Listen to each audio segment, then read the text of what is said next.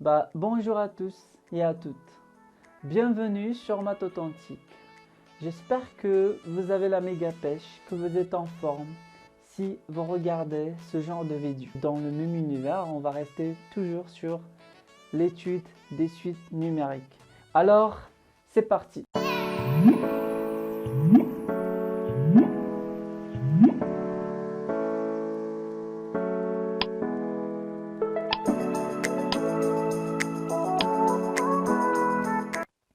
Un théorème qui est très intéressant qu'on l'utilise assez souvent dans des exercices, c'est des trucs qu'on l'utilise, mais on ne sait pas que nous avons l'autorisation de l'utiliser. Ici, on va vraiment, comme on dit, allumer le feu vert pour passer. Parce que bon, il y a des passages que je ne peux pas le faire si je ne connais pas ce théorème-là. Attendez. Bon, si vous prenez un xn et un yn de suite, tel que ce de suite coïncide à partir d'un certain rang. Ça veut dire qu'il existe un rang que j'appelle P, à partir duquel xn, les valeurs de xn vaut exactement la valeur de yn. Alors, si ces deux suites coïncident à partir d'un certain rang, pas forcément à partir de 0, ça veut dire 0, 1, 2, ainsi de suite, mais coïncide à partir d'un certain rang. Ça veut dire que si je veux schématiser cette proposition-là, donc une suite, ça c'est la suite, je peux le dire, ça c'est xn, et yn par exemple peut avoir n'importe quelle valeur, mais à partir de ce rang-là, les éléments sont égaux, ça c'est yn. Très bien, donc xn, yn sont égaux à partir d'un certain rang. Ok, très bien. Alors, si xn converge vers x, si seulement si yn converge vers y. Ça veut dire, si je connais la limite de xn, je peux déduire automatiquement et par évidence la limite de yn et vice-versa. Et l'autre sens aussi vrai. Ok, très bien. Donc, moi, je vais démontrer juste, je vais faire la preuve juste du premier sens. Parce que l'autre sens, ça se voit, bien sûr, je peux l'apercevoir. Ok, parce que xn, yn joue des rôles similaires. Ok, donc soit tu prends xn, soit yn, c'est la même chose. Ok, très bien. Xn converge vers x. Et moi, je vais démontrer que yn converge vers y. Supposons que xn converge vers x. Et moi, je vais démontrer que yn converge vers y. Très bien. Ça veut dire quoi? Donc, par définition, la définition formelle de la convergence d'ensuite, ça donne, quel que soit l'écart type, il existe un rang que je l'appelle n0, à partir duquel xn proche de x de plus en plus. Elle est inférieure à epsilon. Très bien. Il y a aussi ce résultat-là qui va vraiment qui va mélanger, bien sûr, dans la majoration xn, yn. Je peux jouer avec les formules jusqu'à trouver le résultat qu'on veut. C'est ce que je veux démontrer. Voilà, il existe un P aussi. Pour quel que soit n supérieur à P, xn, yn. Moi, je veux montrer, attendez, xn converge vers x, si seulement si yn converge vers y, pas y, converge vers x. Rectifiez s'il vous plaît, parce que je ne l'ai pas bien vu. Si je le démontre, je vois qu'il y a cette erreur-là. Pareil, rectifier. Si xn converge vers x, yn doit converger vers la même limite. Très bien. Je vais démontrer, c'est ça, c'est ce que je vais démontrer. Je vais démontrer que yn converge vers x.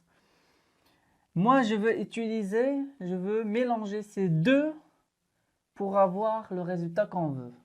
Mais est-ce que j'ai le droit de le mélanger? C'est ça la question qui se pose. Est-ce que j'ai le droit? Bien sûr que oui, mais je dois, comment on dit, je dois aller avec, mais avec une condition que vous devez remarquer. Ici, j'ai besoin d'une condition pour mélanger les deux propositions. Bah, laquelle? Bon, pour utiliser ceci, je dois dépasser le n0 pour utiliser ceci. Et si l'égalité, si je dépasse le p. Donc, il suffit de trouver le max. Je vais prendre le maximum. Le maximum, je m'assure que je suis au-dessus de p, je suis au-dessus de n0. Donc, je peux utiliser ces deux résultats. Très bien. Alors, quel que soit epsilon, il existe grand N, c'est le max de N0, N0P, qui est supérieur à N0 aussi supérieur à P. C'est un élément dans N, ok? Quel que soit N supérieur à grand N. Ça veut dire quoi? Ça veut dire N, il est supérieur. Deux choses. N, c'est le maximum, donc par évidence, il est supérieur à N0, aussi il est supérieur à P. Ça implique quoi?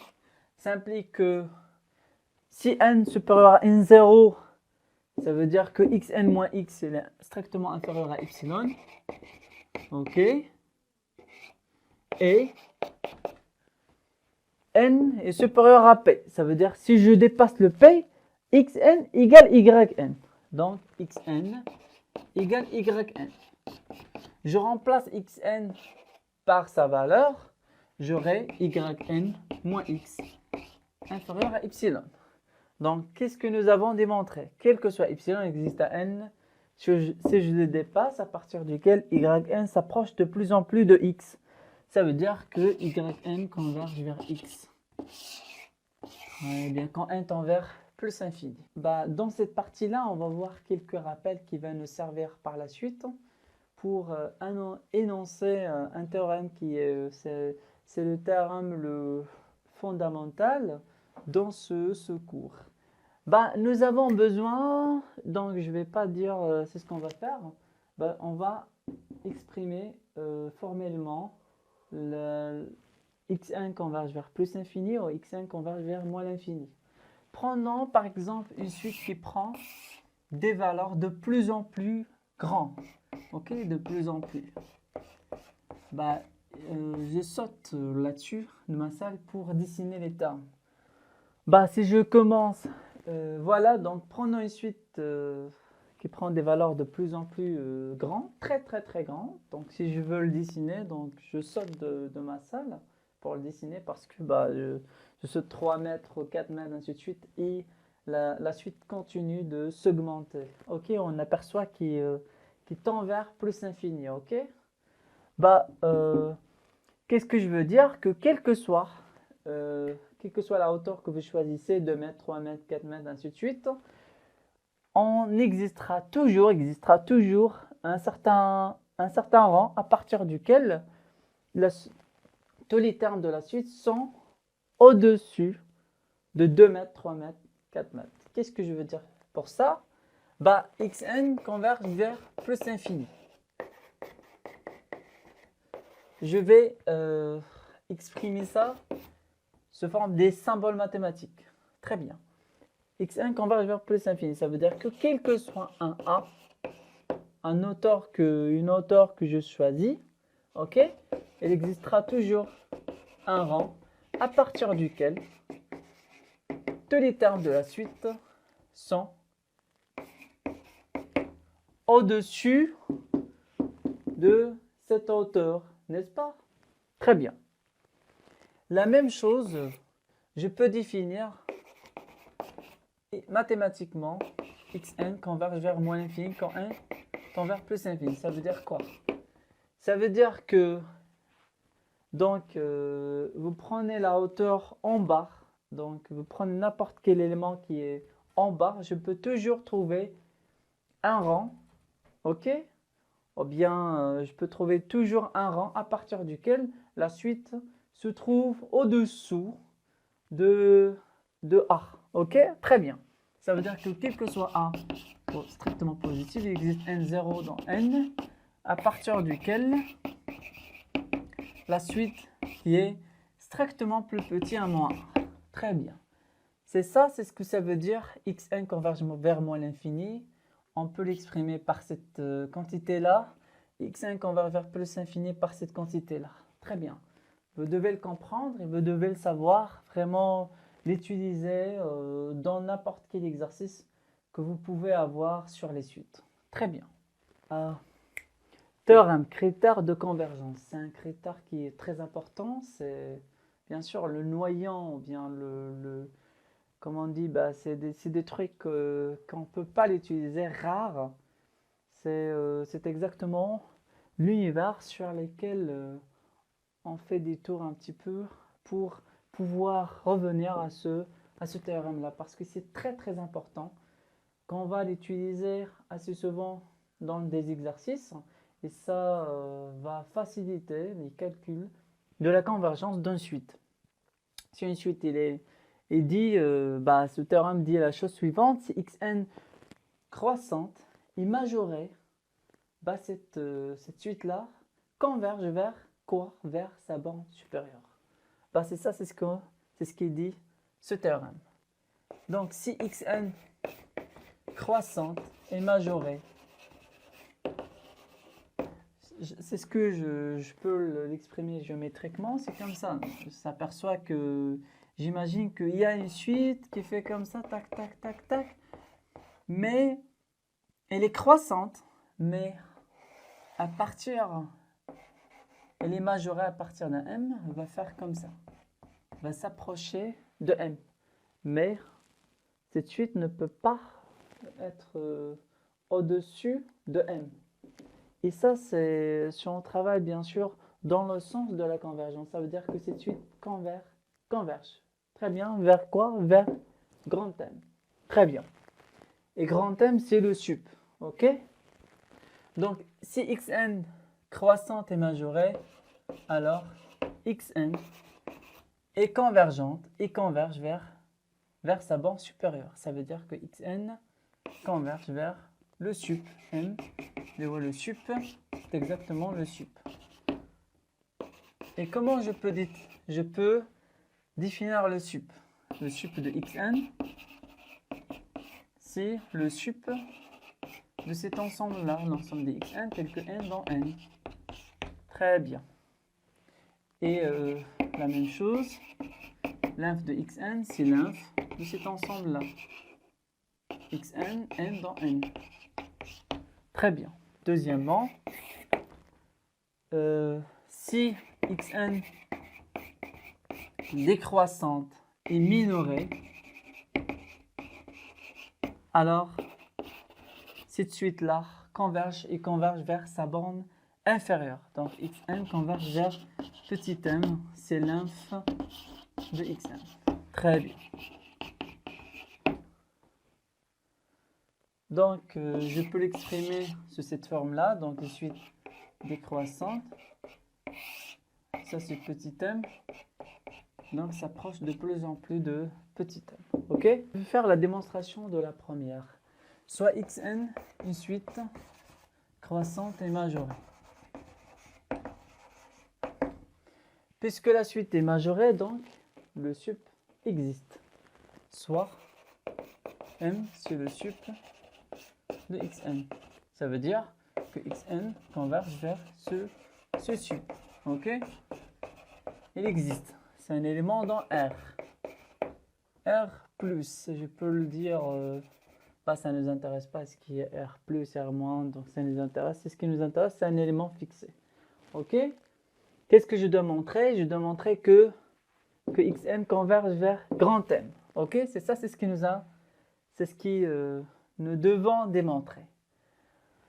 Donc, les hypothèses, xn croissante et majorée. Puisque majorée m est c'est le sup de xn, Donc je vais utiliser la caractérisation de la borne supérieure. Ça veut dire quoi? Ça veut dire que quel que soit epsilon, il existe un n0 dans n tel que xn est compris entre inférieur à m, inférieur ou égal, et il est strictement plus grand à n moins epsilon.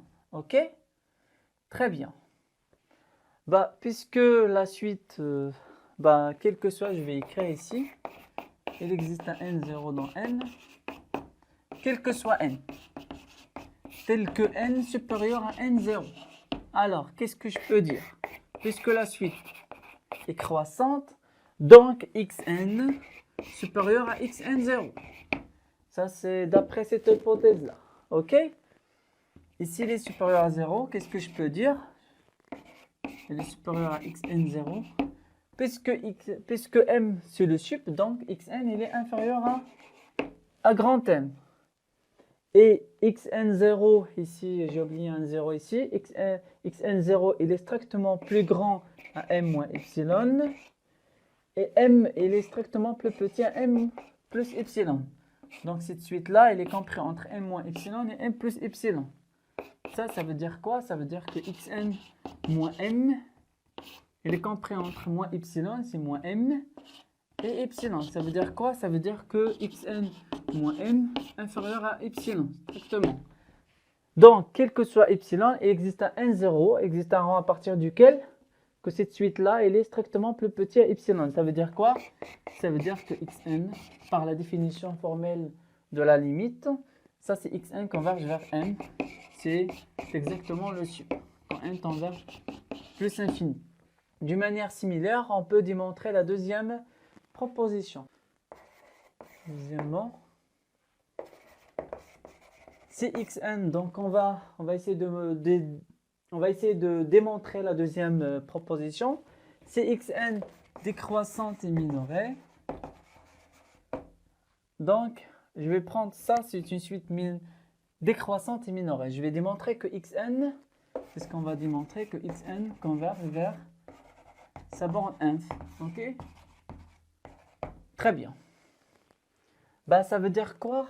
Xn est minoré. Ça veut dire que la borne inférieure existe. Donc, soit petit m, c'est l'inf, puisqu'il existe, donc c'est un élément dans R, fixé. Très bien. Je vais utiliser la caractérisation de la borne inférieure que vous avez vu dans la première chapitre. Vous pouvez le rappeler aussi. OK.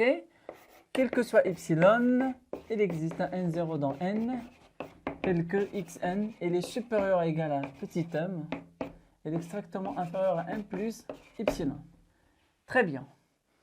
Et puisque, donc, quel que soit n, si je vais prendre un n dans n tel que n supérieur à n0, donc n supérieur à n0, puisque la suite est décroissante, donc xn, il est inférieur ou égal à xn0.